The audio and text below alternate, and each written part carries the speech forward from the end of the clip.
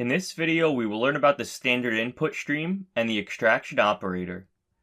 Essentially, these allow us to obtain input from the user. For this first example, we will prompt the user to enter their name and store the value that they enter in a variable. At the top of the program, we need to include the string header file. Let's create a string variable called name that we initialize to an empty string. After that, we will output the string enter your name to the console.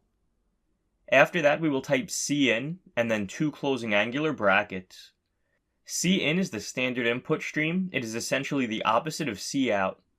The two closing angular brackets are referred to as the extraction operator and are used along with cin to obtain user input. We want to store what the user types in the name variable, so we will type name. Finally, we will output the string you entered and then the value of the name variable to the console.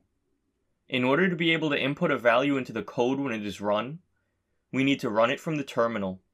To do this, we can press Ctrl, Shift, and the upper left key on the keyboard